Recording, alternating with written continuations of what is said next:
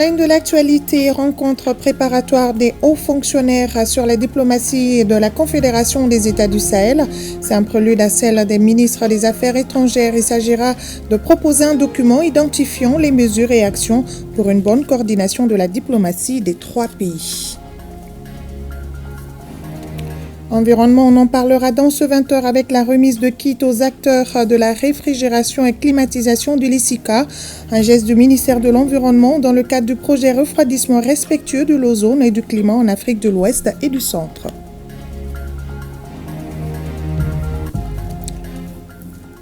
Du côté du Palais de la Culture, nous revivrons la finale de l'émission Maxi Vacances. Le ministre en charge de la jeunesse a pu découvrir le talent des jeunes Maliens à travers des thèmes sur le civisme, la paix et la cohésion sociale. Les temps forts de cette finale en fin de journal. Et il sera également question dans ce 20h des compétitions africaines des clubs. Le Djoliba AC qui se prépare pour affronter l'ASCO de Kara demain, aussi pour la Coupe de la Confédération. Le stade malien de Bamako est à Monrovia au Libéria pour défier les Libériens de Painesville. Restez avec nous, le développement du sommaire dans un court instant. Mesdames, Messieurs, bonsoir et merci de votre fidélité. Direction la primature où le Premier ministre a reçu en audience la Société de néphrologie du Mali qui est venue solliciter l'appui des autorités pour l'organisation de son premier congrès international en novembre prochain.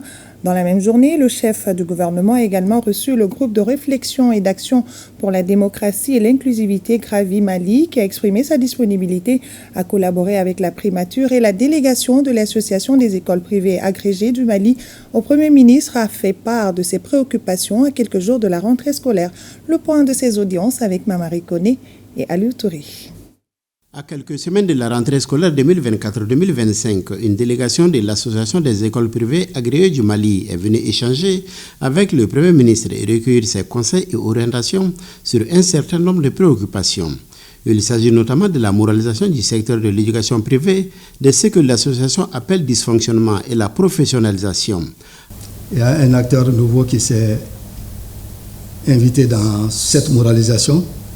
Ça, c'est le rapport de l'OCLEI qui a été publié et qui a annoncé l'existence de 1077 établissements présumés fous. Or, nous, dans notre démarche, on a toujours demandé la moralisation de ce secteur. Nous avons dit, si c'est le cas, c'est la bonne occasion quand même pour encore marteler cette requête. Les deux ministres en charge de l'éducation présents à la rencontre estiment qu'il faut privilégier le dialogue et la concertation. Et le Premier ministre de tirer la conclusion.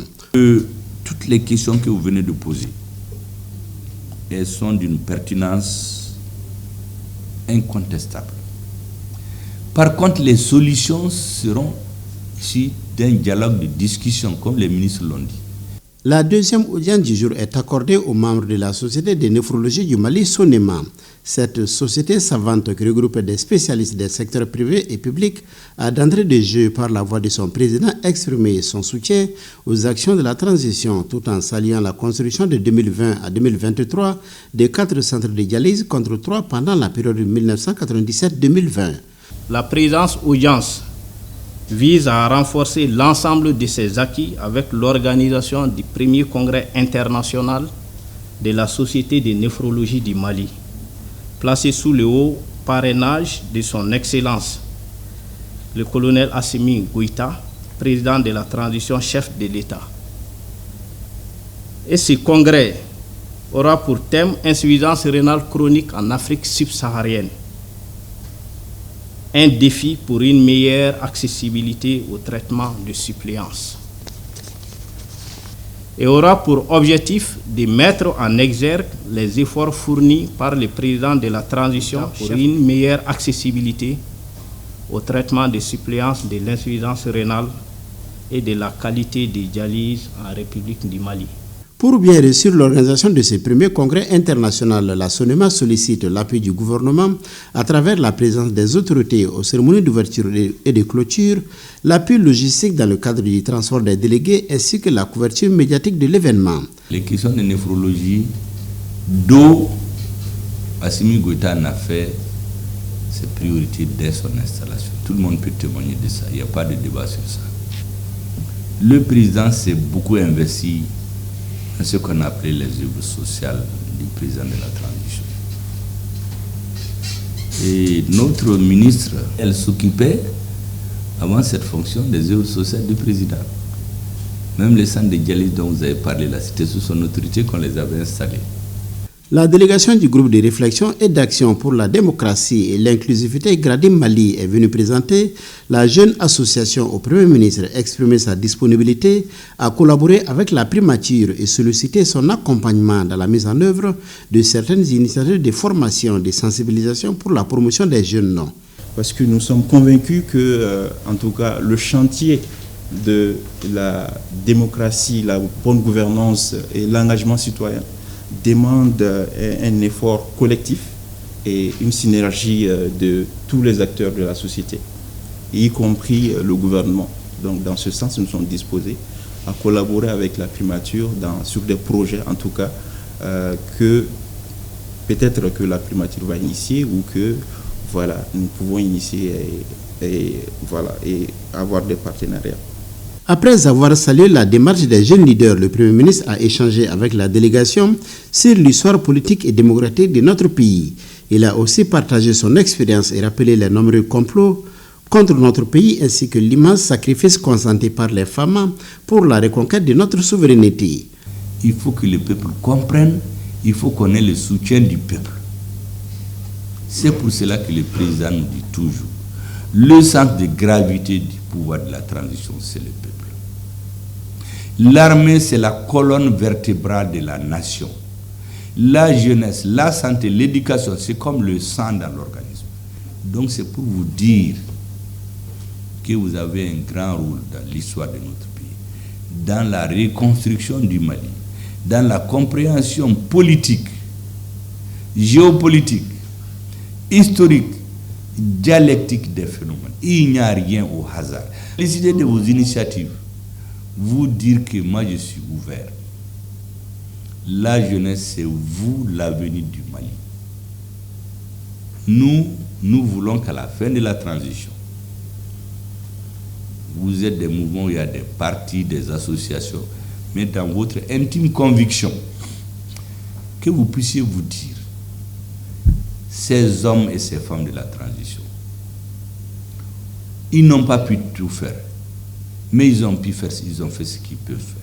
Créé en 2022, le groupe de réflexion et d'action pour la démocratie et l'inclusivité Gradim Mali regroupe les anciens élèves des écoles politiques et démocratiques de l'Institut néerlandais pour la démocratie multipartite.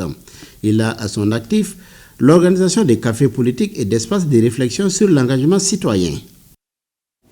La délégation de l'ex-Assemblée nationale nigérienne en séjour au Mali a eu des échanges avec les membres du Conseil national de transition. Il a été question des procédures de mise en place d'une institution législative transitoire. Selon les chefs de la délégation nigérienne, la rencontre a été riche et pleine d'enseignements. Il l'a dit au micro de Alousseni Touré. Permettez-moi tout d'abord de m'acquitter de l'agréable plaisir de remercier le président du Conseil national de transition, le colonel Malik Diaw, ainsi que la dynamique équipe qu'il a mis à notre disposition durant tout notre séjour, avec un accueil chaleureux qui nous a permis de comprendre que nous sommes en terre AES, nous sommes chez nous ici au Mali. La mission que je conduis est une mission administrative. L'objectif de cette mission d'études et d'échange d'expériences est juste d'appréhender les mécanismes de mise en place des structures parlementaires législatives au niveau des États de l'AES. Le Mali et le Burkina s'étant déjà dotés de ces structures parlementaires, le Niger pas encore. Donc c'est dans ce cadre que nous avons décidé d'entreprendre une mission administrative auprès de nos collègues du CNT, mission qui va nous conduire certainement au niveau du Burkina aussi, dans le même cadre. La leçon que nous tirons ce que nous avons compris que pour le cas du Niger, il faut qu'on aille un peu plus vite pour pouvoir être au même pied que les deux autres pays. Il va pour l'intérêt de l'AES qu'au Niger, que nous procédions quand même à la mise en place de cette structure. Et cette visite du ministre de la Défense et des anciens combattants, le colonel Sadio Camara à Bougouni, sur place, il s'est rendu au nouveau camp du régiment blindé. Le ministre Camara veut s'enquérir des conditions de vie et de travail des hommes sur le terrain de Bougouni, Jafar Aïdara. Le ministre de la Défense et des anciens combattants, le colonel Sadio Camara, accompagné du chef d'état-major général des armées, était à Bougouni pour s'enquérir de l'état de l'évolution de la construction du camp militaire en chantier depuis mars 2023. Bâti sur une superficie de 750 hectares, le chantier évolue à hauteur de souhait. C'est le président Goïta qui suit personnellement les chantiers et les projets liés à la montée en puissance et à la transformation de notre outil de défense. Le camp de Bougouni est le plus grand camp de ce type jamais réalisé au Mali. À la fin des travaux, l'armée bénéficiera d'un outil extrêmement puissant pour le déploiement et l'entraînement des blindés, qui représente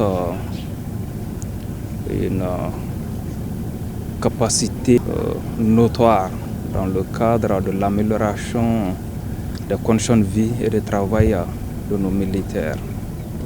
Nous pouvons dire que nous sommes satisfaits de ce que nous avons vu sur le terrain. Malgré la complexité de ce projet gigantesque, l'implication et l'engagement de tous les acteurs ont permis de faire des progrès remarquables dans les délais impartis. Nous avons donné des instructions pour la prise en compte des quelques difficultés constatées afin que tout soit prêt pour permettre à nos unités de travailler dans les bonnes conditions et de pouvoir faire face à l'engagement opérationnel. À l'issue de cette visite, le ministre Sadio Camara n'a pas manqué de saluer la résilience et la contribution des Maliens qui ont permis la réalisation d'une telle infrastructure de grande envergure. Célébration de la fête nationale de la République populaire de Chine, l'ambassadeur de Chine au Mali a organisé une réception dans ce cadre, une occasion de parler encore une fois de la coopération dynamique entre le Mali et la Chine. Youssouf Diakité.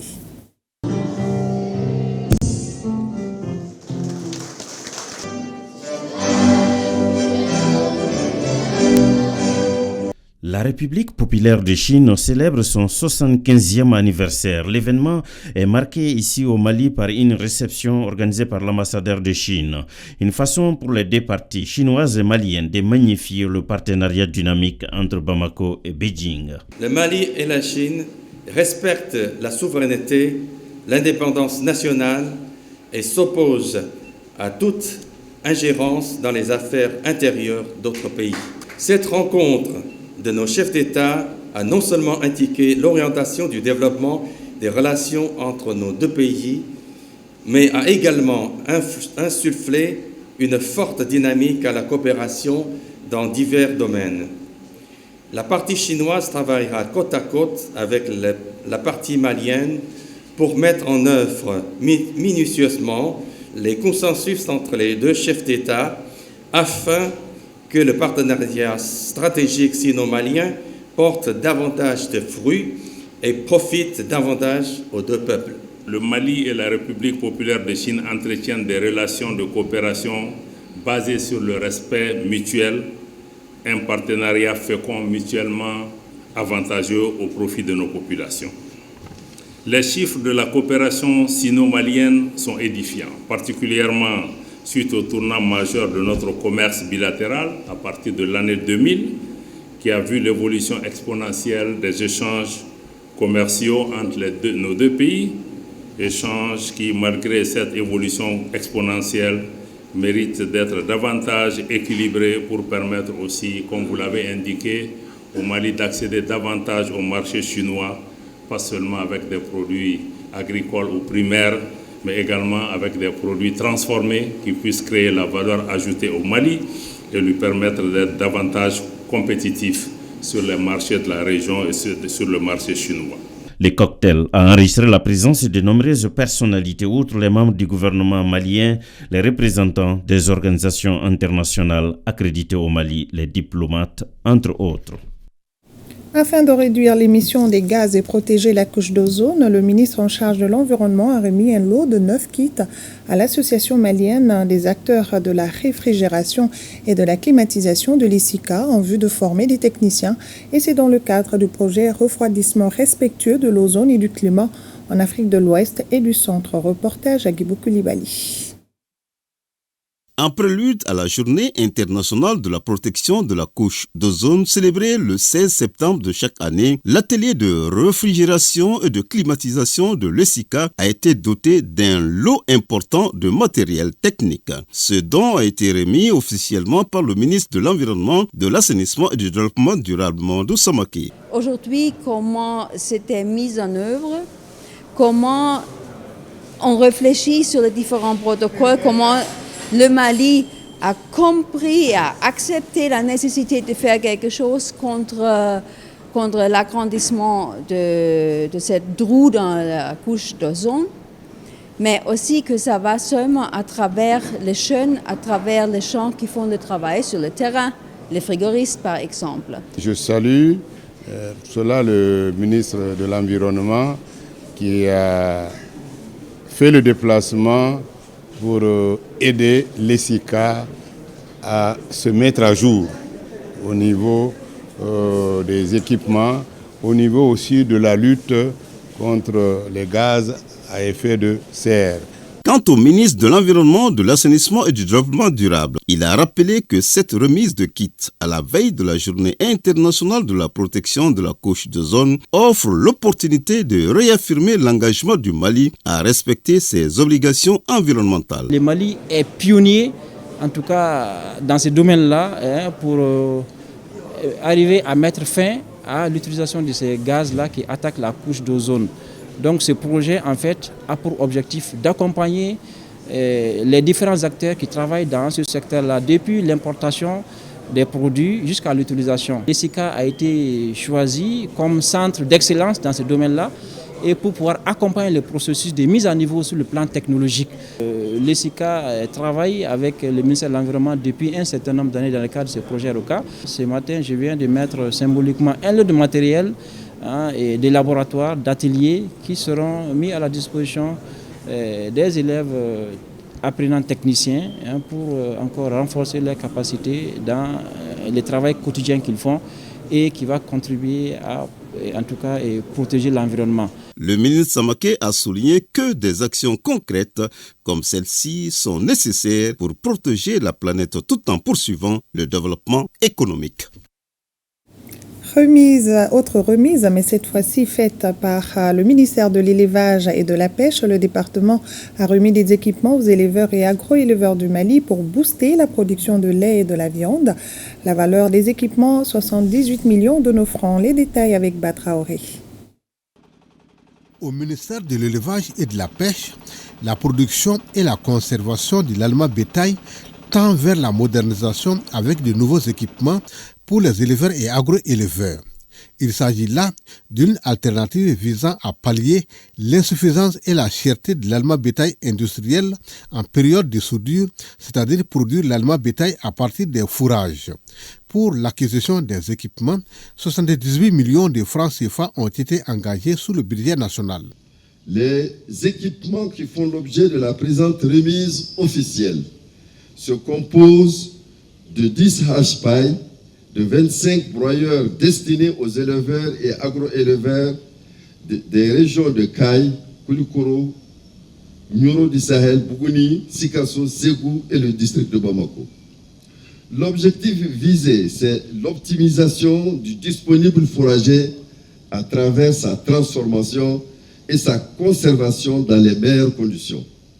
Aussi, ces équipements permettent-ils de broyer la paille afin de faciliter l'injection et la digestion pour être plus utiles à des limales.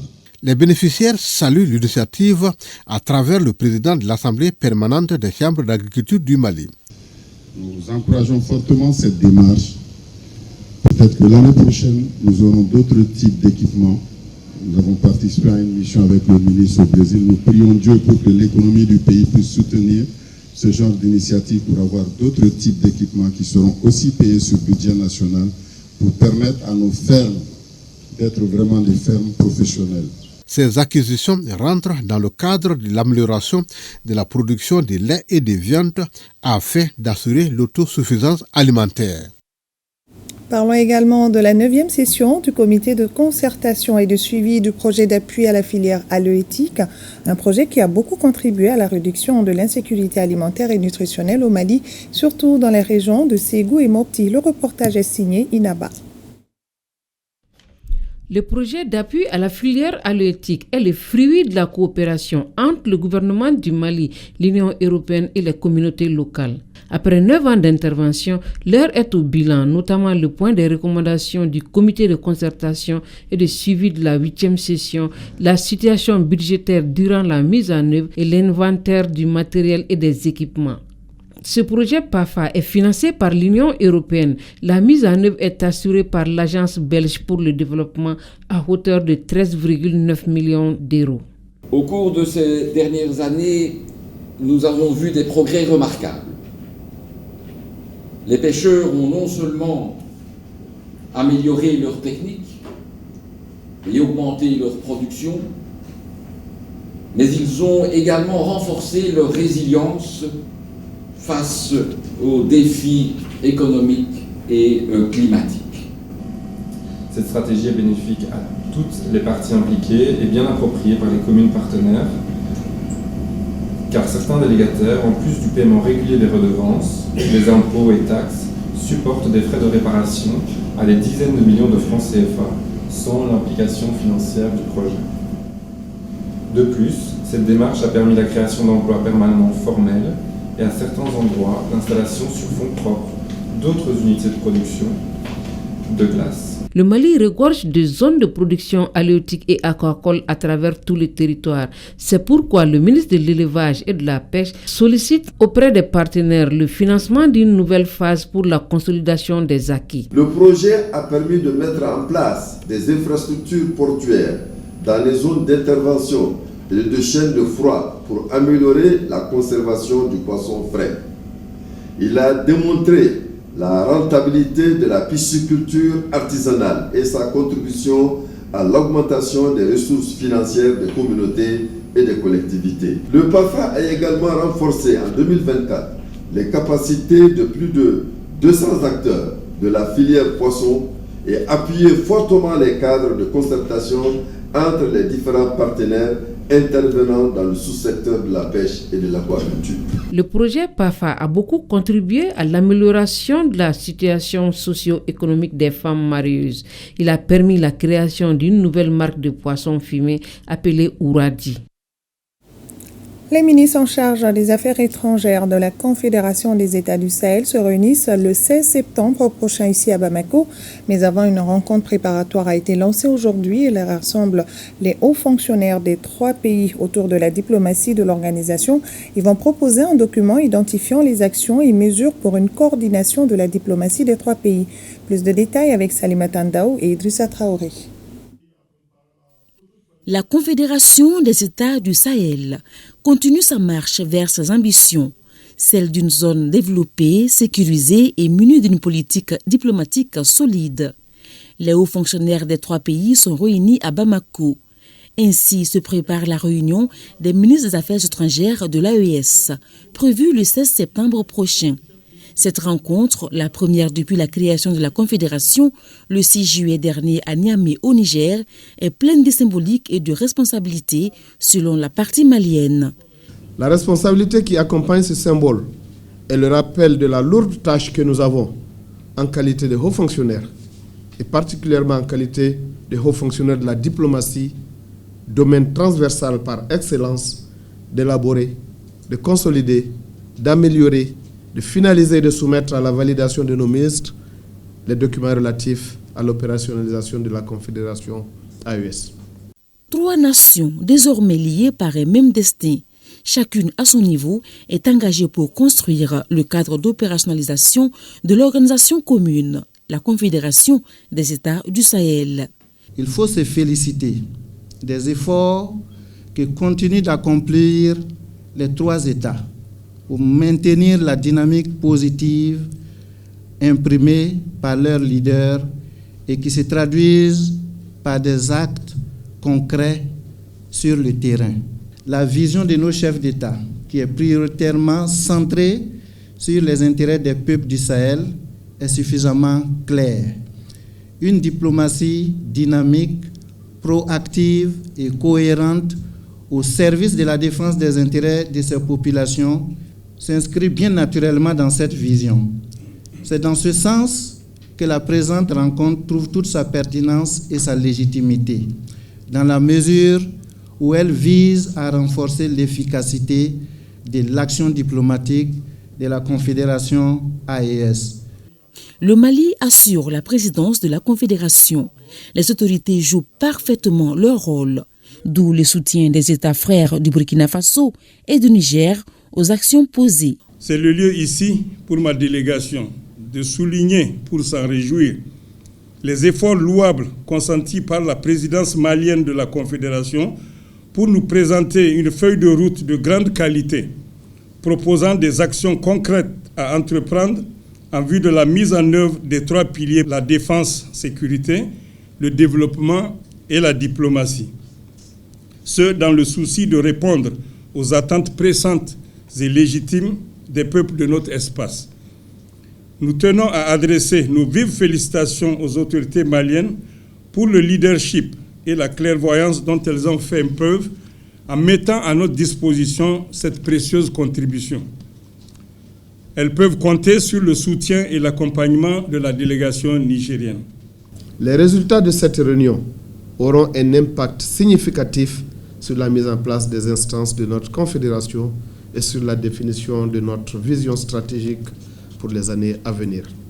Nous devons donc travailler ensemble pour s'assurer que les actions prévues soient réalisées dans les délais impartis et conformément aux conclusions du sommet de Niamey. Avant l'ouverture de la session de réflexion, les 3 délégations ont été reçues par le chef de la diplomatie malienne, Abdoulaye Diop. Allons maintenant sur la colline de Bas-de-la-Bougou, plus précisément au CRES, où les travaux de la Conférence internationale de la jeunesse africaine ont pris fin. Les jeunes ont formulé des recommandations et nous pouvons retenir la promotion de l'éducation de nos valeurs socioculturelles ou encore faire le réseautage des jeunes dans l'entrepreneuriat agro-pastoral. Le jeune Abdul Karim Kaba, notre reporter, y était pour ORTM1. C'est un document de 50 recommandations qui a sanctionné les travaux de la Conférence internationale de la jeunesse africaine. Conformément au thème qui est « Jeunesse et capacité d'entreprendre, les mécanismes de mise en œuvre pour une Afrique émergente ». La jeunesse africaine s'engage. Réadapter le système éducatif à nos réalités socio-culturelles et économiques. L'instauration de l'éducation de la patrie dès le bas âge, valoriser l'éducation traditionnelle. Apprendre l'histoire du peuple aux enfants et aux jeunes, une sensibilisation continue à travers des ateliers et lors des causeries familiales, etc. Avec un système de suivi et évaluation sur l'éducation des jeunes. Mettre en valeur nos cultures et valeurs traditionnelles, construire un collectif de défense des œuvres à la sortie de cette conférence, promouvoir l'engagement des jeunes dans le développement. La tenue de cette conférence au Mali est l'expression de la fraternité, l'engagement et la solidarité du peuple africain à ce pays qui est engagé dans la lutte contre le terrorisme. C'est pourquoi le secrétaire général du ministère en charge de la jeunesse et des sports, chargé de l'instruction civique et de la constitution citoyenne, a salué la qualité des travaux. L'heure est aujourd'hui à ce que nous appelons la concertation. Malgré nos diversités, l'heure est aujourd'hui à ce que nous puissions ensemble bâtir une Afrique libre, une Afrique prospère, une Afrique résolument engagée sur le chemin de son avenir, une Afrique fière de ses enfants que vous êtes, une Afrique qui demain dira aujourd'hui, demain et pour l'éternité.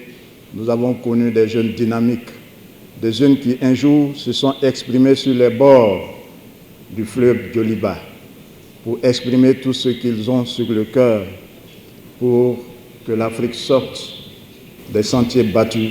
À l'issue des panels, les recommandations de la Conférence internationale de la jeunesse africaine de Bamako sont perçues comme l'appel de la jeunesse africaine pour la souveraineté économique de nos pays. Le ministre de la Communication, de l'Économie numérique et de la modernisation de l'administration a reçu 3 jeunes. 2 sont des boursiers en intelligence artificielle. Le 3e est le lauréat du Grand Prix du meilleur article des agences de presse de la Fédération atlantique des agences de presse africaines. Le compte-rendu est signé Bemba Sibi et Sidiki Balo. 3 jeunes à la rencontre du ministre en charge de la communication. Il s'agit de Abdoulaye Touré et Oumar Bayo, 2 boursiers en intelligence artificielle et cybersécurité en partance pour le Maroc, et Oumar Sangaré, lauréat du Grand Prix du meilleur article des agences de presse de la FAAPA, la Fédération atlantique des agences de presse africaines, pour son article sur la commercialisation de la viande d'animaux morts par des bouchers sans scrupules. Nous sommes vraiment fiers d'avoir été admis à la dite bourse de la coopération marocaine d'ingénieurs d'État, et nous avons été admis au 2e cycle qui concerne beaucoup de domaines du numérique, notamment l'intelligence artificielle, la cybersécurité, l'Internet des objets. Je me sens très honoré d'être reçu par notre ministre de tutelle qui a reconnu la valeur intrinsèque d'un travail excellent, un prix remporté au nom du Mali dans le cadre du journalisme. Le ministre, qui s'est dit fier de ces jeunes, s'est félicité de leur prouesse. Il les a encouragés avant de leur prodiguer des conseils. Je tiens aussi à vous encourager.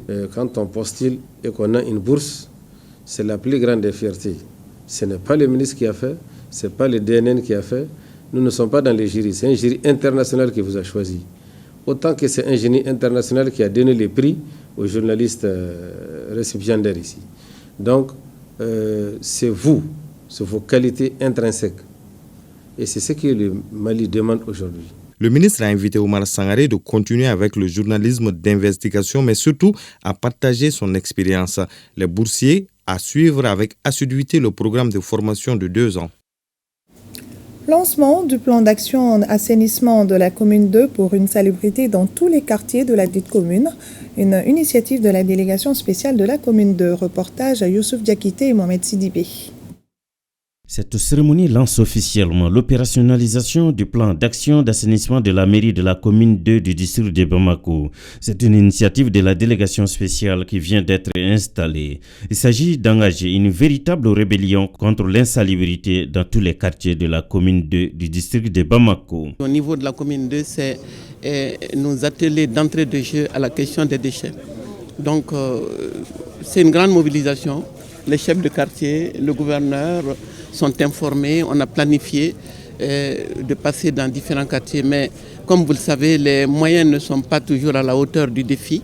Donc nous remercions également le maire central, le président Bala Traoré, qui nous a donné ces engins.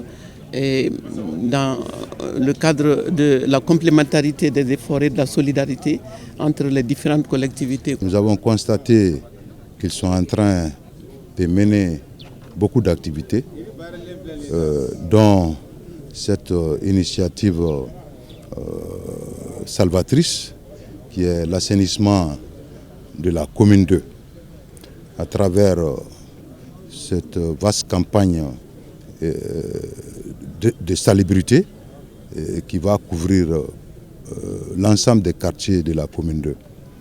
En tant qu'autorité de tutelle de la collectivité, nous ne pouvions qu'accompagner la délégation spéciale dans l'accomplissement de ces missions.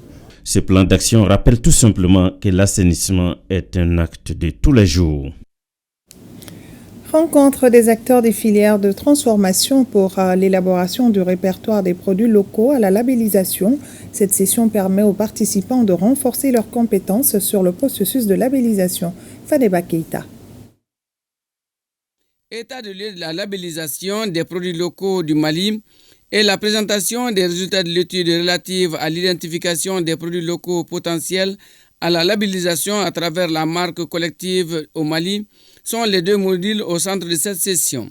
La labellisation, c'est le fait d'attribuer un label à un produit. Donc la labellisation aujourd'hui, c'est un véritable outil de valorisation des produits locaux dans un contexte d'ouverture des marchés, donc pour permettre à nos produits locaux de pénétrer les marchés et surtout d'accroître les revenus des producteurs et de garantir une qualité, une traçabilité des produits aux consommateurs. C'est le rapport provisoire qui nous sera soumis aujourd'hui pour validation et il y a eu une étude préliminaire. Donc tous les produits ont déjà été identifiés. Il y a une fiche descriptive qui reprend textuellement les caractéristiques des produits. Les acteurs membres des interprofessions et filières de transformation des produits verront leur capacité renforcée. L'objectif est de doter notre pays d'un portefeuille de produits locaux potentiels en vue de soutenir leur labellisation quantitativement et qualitativement. Ainsi, notre économie participera pleinement aux échanges commerciaux internationaux de produits locaux à forte valeur ajoutée et jouissant d'une réputation répondant aux aspirations des marchés. La session initiée par le CEMAPI s'inscrit dans le cadre de la 25e journée africaine de la technologie et de la propriété industrielle. Les projections préalablement suivies par l'assistance définissent le rôle de l'OAPI dans la promotion de la propriété industrielle et du CEMAPI dans sa mission de labellisation à travers la marque collective. L'aide aux sinistrés continue à Bla. La société Commerce International pour le Mali vient de leur remettre des vivres et des non-vivres. Reportage Fousseni Samaki. Ce don est composé de 14 tonnes de riz, 130 cartons de pâtes alimentaires, 55 cartons d'huile, 130 kits scolaires, 120 nattes, 120 bouilloires, des vêtements et des produits pharmaceutiques. Un geste de la société Commerce International pour le Mali en partenariat avec le comité de crise des ressortissants de Bla pour amoindrir les souffrances des populations affectées par les inondations dans le cercle de Bla. Nous nous battons au Mali pour générer des bénéfices. Donc si on a des bénéfices, c'est mieux que ces bénéfices, une partie, aillent dans le sens des populations maliennes. Ce geste de solidarité est apprécié par les bénéficiaires. Très comblé pour ce geste de magnanimité hors pair, manifesté à l'endroit de toute la population du cercle de Bla. Pas que les sinistrés des 9 communes, pas que la population de la ville de Bla, mais ce geste-là va à l'endroit de l'ensemble de la population du cercle de Bla. Je suis très content au nom de l'ensemble des 220 bénéficiaires aujourd'hui et ceux qui suivront. Je réitère une fois de plus mes remerciements aux donataires, à savoir la Société Commerce International pour le Mali, aux ressortissants du cercle de Bla. Ensemble, consolidons nos valeurs sociétales dans un Mali uni et refondé. Cette donation vient renforcer les efforts de l'État et ses partenaires en faveur des populations sinistrées du cercle de Bla. Formation professionnelle et promotion de l'entrepreneuriat local, un projet a été lancé dans ce sens. Il vise le renforcement des capacités des bénéficiaires de 18 périmètres maraîchers et de 7 unités de transformation de produits agricoles. Le reportage de Nohom Sissoko. C'est pour davantage accompagner les autorités que l'Union européenne a initié la mise en place de la phase 2 du PROGES, programme jeunesse et stabilisation cette fois-ci dans les régions du sud et de l'ouest. Les activités du projet pour la mise en œuvre d'actions de formation professionnelle et de promotion de l'entrepreneuriat local des jeunes et des femmes dans les localités concernées viennent d'être lancées. C'est à la faveur d'un atelier organisé par les équipes du PROGES et du CADP, cabinet d'assistance au développement des PME-PMI. Il s'agira pour CADP d'identifier les femmes et les jeunes pour l'exploitation de 18 périmètres irrigués et de 7 unités de transformation de produits agricoles, d'accompagner la structuration de 25 groupements, de renforcer les capacités et les compétences des bénéficiaires à travers la formation professionnelle, d'apporter un soutien aux bénéficiaires dans le fonctionnement des périmètres maraîchers et des unités de transformation.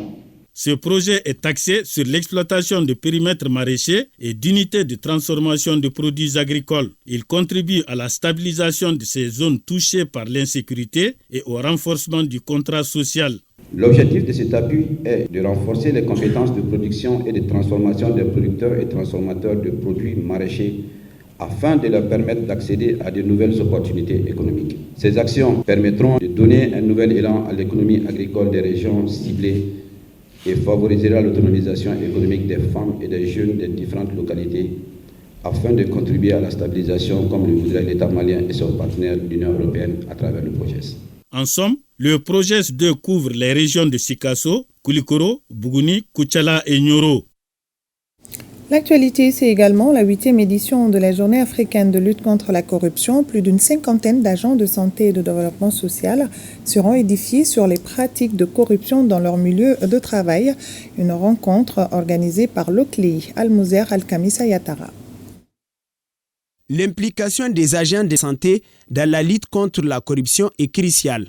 Face à ce constat, les agents de santé ont donc la capacité de signaler les abus et de contribuer à les prévenir et à les endiguer. Cette rencontre rentre dans le cadre de la célébration de la Journée africaine de lutte contre la corruption qui est célébrée chaque année le 11 juillet. Et cette activité est une activité de sensibilisation et de formation que notre partenaire, l'Office central de lutte contre l'enrichissement illicite, a organisé pour sensibiliser les agents de santé à la nécessité de leur implication en tant qu'acteurs incontournables dans la lutte contre la corruption. La 8e édition de la Journée africaine de lutte contre la corruption est célébrée sous le thème « Mécanisme efficace de lutte contre la corruption des lanceurs d'alerte », un outil essentiel de lutte contre la corruption. Le choix sur les agents de santé vise à faire la différence, non seulement pour sauvegarder des vies, mais aussi pour restaurer la confiance dans les systèmes de santé et mettre fin à la corruption. Par rapport aux thématiques qui seront développées, d'abord nous allons présenter l'OCLEI dans son mandat, ses missions et puis les réalisations que l'OCLEI a eu à faire. Donc en secondo, ce sera la présentation des effets néfastes de la corruption dans le domaine de la santé.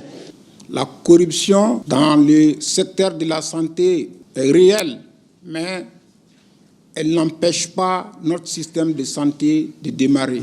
Mais nous devons faire en sorte que pour que notre espace de santé soit envié et enviable dans l'espace AES, que nous soyons des responsables de services, que nous ne soyons pas cités dans les actes de corruption.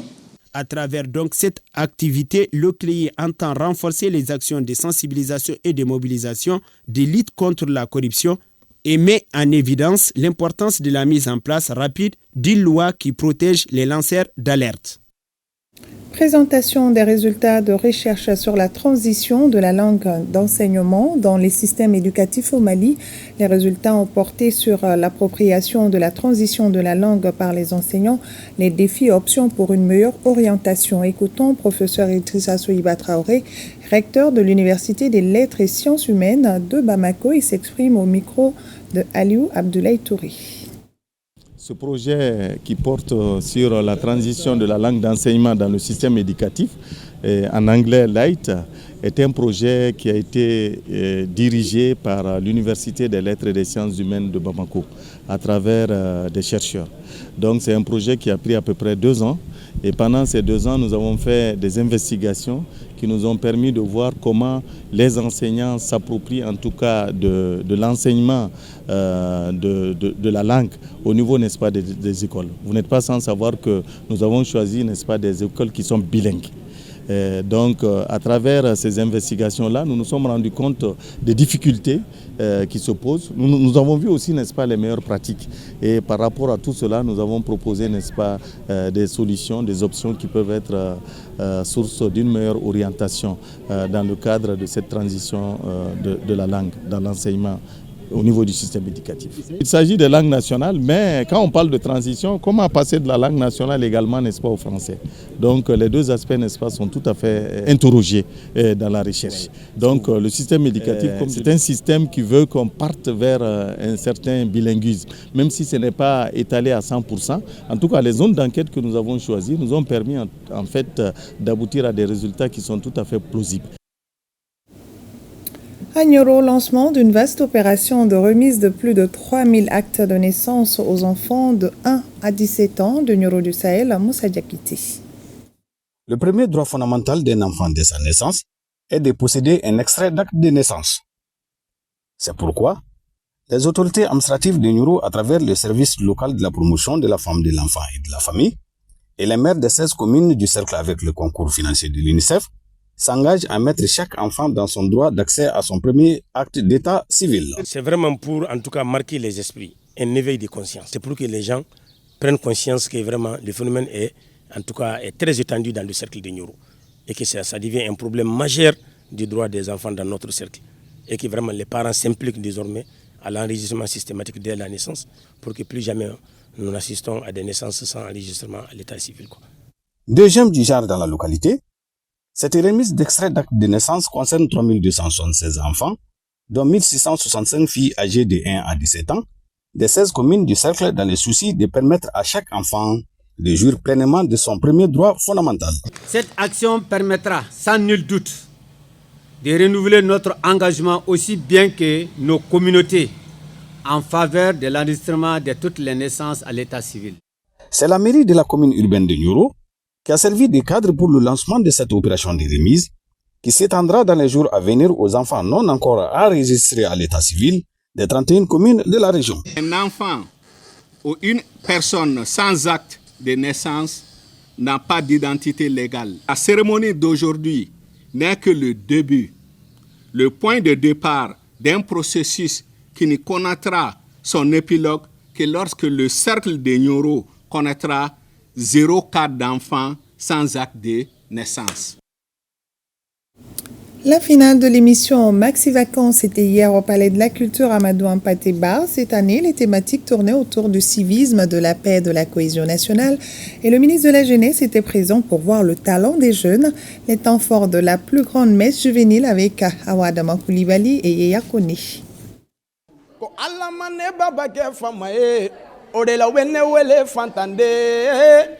Je suis pris par un silence lourd, un poids tabou. Ils étaient une soixantaine de jeunes à entrer en compétition le 8 août dernier, pourvoyant tous au titre de sacrés champions de la 21e édition de Maxi Vacances. Mais seuls 22 compétiteurs ont presté devant le jury ce jeudi 12 septembre. Dans chaque catégorie, un candidat s'est démarqué. Je suis tellement content aujourd'hui de me voir en tant que le premier de ce concours-là. Depuis le premier tour-là, la manière dont les gens criaient, et puis c'est en ce moment que je me suis mis dans la tête que peut-être si je ne suis pas découragé, ça sera pour moi. Je pense avoir été élue parce que j'ai de l'éloquence, la taille et la beauté également. Je suis comblée de joie et très heureuse d'être la gagnante de cette édition. Chaque édition apporte son lot d'attentes. Le défi qui demeure reste le rehaussement du niveau des candidats et la qualité de l'émission. Totalement satisfaite. L'année dernière et cette année, il n'y a pas match. Vraiment, on a l'impression de voir des artistes confirmés que des candidats. C'est ce qu'on a dit au début de l'émission. On a dit qu'on ne voulait pas du tout avoir du copier-coller. Et là, on s'est rendu compte que les jeunes ont compris le message, ils ont bien travaillé. Les attentes ont été très complètes parce que tout simplement, on a commencé en une période et on a fini juste avant la rentrée scolaire, ce qui ne se passait pas avant. Je pense que les jeunes se sont vidés la tête, donc place maintenant aux études. Et c'est ce que j'apprécie pour l'édition 2024. Tout rassemblement de jeunes est un lieu propice de sensibilisation. L'occasion a été saisie par le ministre chargé de la jeunesse pour transmettre des messages.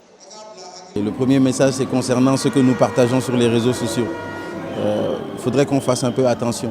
Le contenu de ce qui est partagé sur les réseaux sociaux, des fois, c'est un contenu qui peut nuire non seulement à des familles qu'on ne connaît pas, et nuire également au pays. La deuxième chose, c'est vraiment les jeunes eux-mêmes. Leur faire comprendre qu'aujourd'hui, l'école devrait pouvoir servir à se préparer pour le futur. Nous comptons sur eux. Et le dernier message, c'est de s'assurer de rentrer à la maison aujourd'hui et de dire à leur papa et à leur maman qu'ils les aiment bien. Parce qu'aujourd'hui, pour la construction du pays, nous avons besoin de jeunes qui ont la baraka. À vue d'œil, la finale ne concernait pas que les inscrits. À un moment donné, l'on se demandait si le jury devait départager les prestataires sur scène ou ceux dans le public.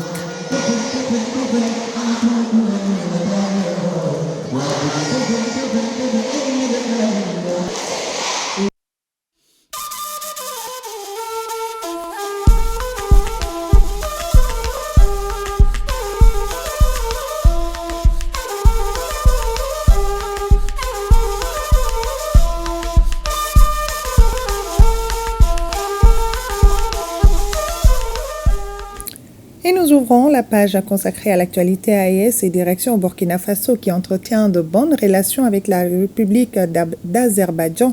Un émissaire du président d'Azerbaïdjan est à Ouagadougou pour renforcer davantage la coopération entre les deux pays dans plusieurs domaines, notamment l'énergie, les mines et l'assistance sociale et humanitaire. Le compte-rendu de Jacques Lamissa Tarpaga de la RTB. Il y a 20 ans, le Burkina Faso établissait des relations diplomatiques avec l'Azerbaïdjan, un État de l'ancienne Union soviétique. Pour marquer cet anniversaire, le président azerbaïdjanais Ilham Aliyev a dépêché un émissaire à Ouagadougou. Il a été reçu en audience, lui et sa délégation, par le président du Faso, le capitaine Ibrahim Traoré. Il affirme avoir identifié avec le chef de l'État des atouts considérables pour une coopération fructueuse entre nos deux pays. Lors de cette audience, d'abord, nous avons confirmé la volonté de deux côtés de s'engager dans cette coopération qui est basée sur le respect mutuel et sur les intérêts communs. Et bien sûr que nous avons évoqué des domaines concrets dans lesquels cette coopération peut aboutir et peut être bénéficiaire à nos deux peuples et à nos deux pays. Le domaine de l'énergie, c'est quelque chose qui intéresse les deux côtés. Le côté de l'enseignement, surtout enseignement professionnel. Azerbaïdjan aussi peut partager certaines expériences qu'on a eues dans le secteur de renforcement de qualité des services publics. Nous sommes intéressés aussi dans le domaine de coopération dans le domaine de l'industrie minière. Nous avons le bon potentiel pour renforcer cette coopération dans le domaine économique, social, humanitaire, d'éducation et dans d'autres domaines qui sont bienvenus par nos amis burkinabés.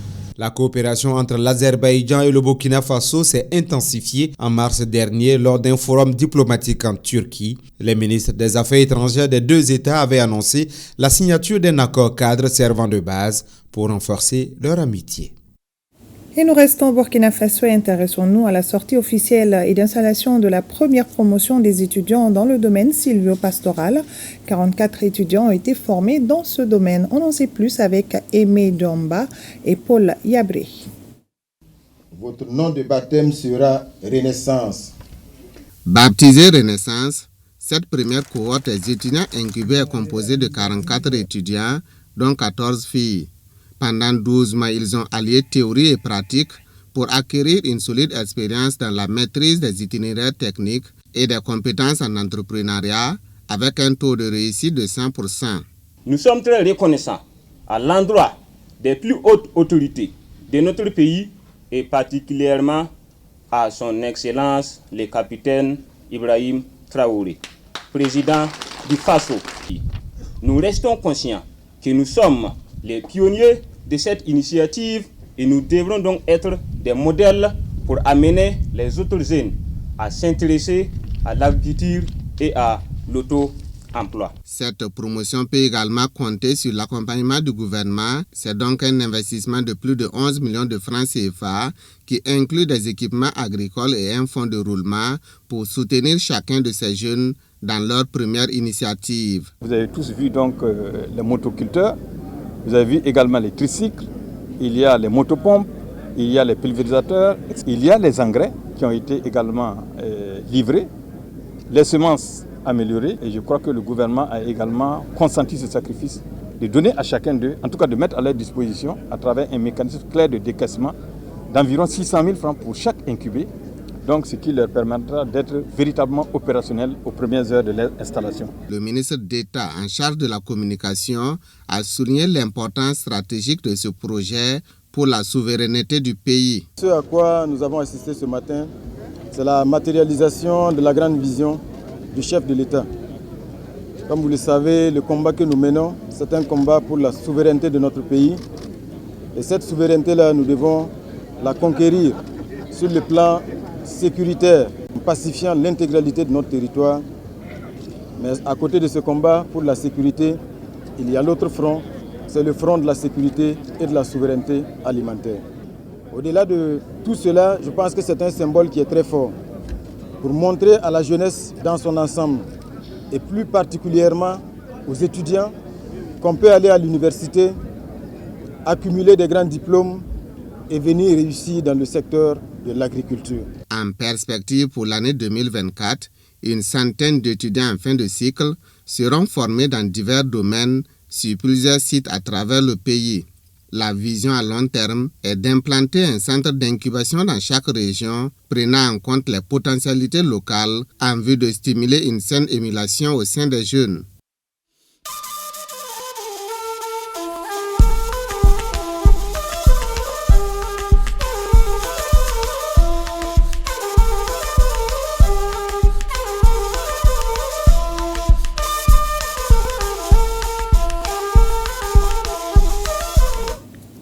Je lisais dans les titres, les compétitions africaines des clubs ce week-end dans le Djoliba AC en Ligue des Champions, deuxième tour préliminaire. Aller reçoit demain samedi ici à Bamako les Togolais de l'ASCO de Kara. Les Rouges sont gonflés en bloc pour ce choc. Et le stade malien de Bamako en Coupe de la Confédération, deuxième tour préliminaire aller est en déplacement à Monrovia au Libéria pour défier les Libériens de Painesville. Les Blancs de Bamako entendent réaliser un bon résultat. C'est la Gatou Sissé. En route pour la phase de poule de la Ligue des Champions, le Djoliba AC avec un effectif enrichi veut éviter les épines et franchir ce cap en négociant cette double opposition face à l'ASCO de Kara du Togo. Le staff technique est focalisé sur ce match aller dès ce samedi. C'est un match très important pour nous, un match capital, donc l'état d'esprit, je pense que il est au bloc, donc tous les joueurs sont motivés à l'idée de réaliser un très bon match ici pour faire un parcours exceptionnel et maintenant espérer se qualifier dans la phase des poules. Donc le mental est au beau fixe. L'ASCO de Kara reste sur 5 titres consécutifs de champion du Togo, 2020, 2021, 2022, 2023 et 2024. Pour dompter les Togolais, les joueurs, le staff technique et la direction demandent le soutien des supporters pour électriser le stade du 26 mars de Yirimadio.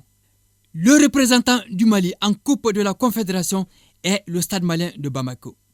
Il se produira également ce samedi à Monrovia au Libéria face à Painesville FC. Les Blancs, quart de finalistes l'an dernier, ont envie de faire mieux.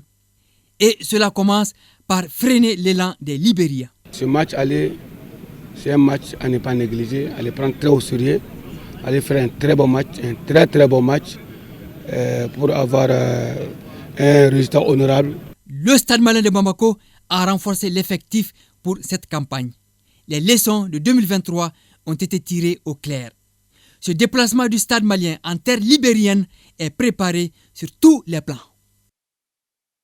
Et cette bonne nouvelle, Afrobasket U18, le Mali jouera la finale aussi bien chez les filles que chez les garçons. En demi-finale, tout à l'heure, chez les garçons, les moins de 18 ans, le Mali a battu... Les moins de 18 ans du Mali ont battu le Sénégal à 68-60. En série filles, le Mali s'est imposé devant le Cameroun 103-45, je dis bien 103-45.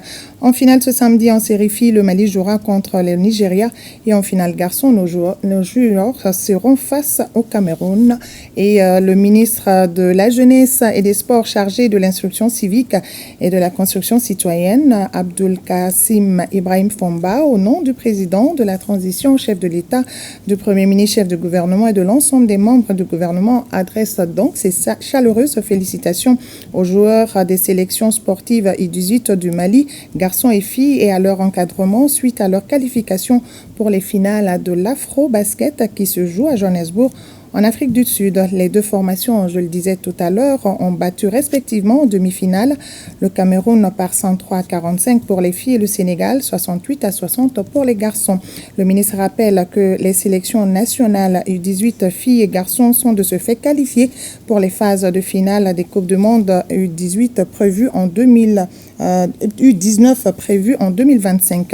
Le ministre invite l'ensemble du peuple malien à rester mobilisé autour des sélections nationales pour les finales qui se joueront demain, samedi 14 septembre 2024, toujours à Johannesburg, en Afrique du Sud, à partir de 15h30 GMT contre le Nigeria pour les filles et 18h contre le Cameroun pour les garçons. Enfin, le ministre remercie tous les acteurs du mouvement sportif et la presse nationale et sait compter sur leur soutien autour des sélections nationales U18 filles et garçons pour les victoires finales. Et c'est la fin de cette édition. Toute la rédaction vous remercie de l'avoir suivi. Dieu voulant, on se retrouve demain, même heure, même plateau.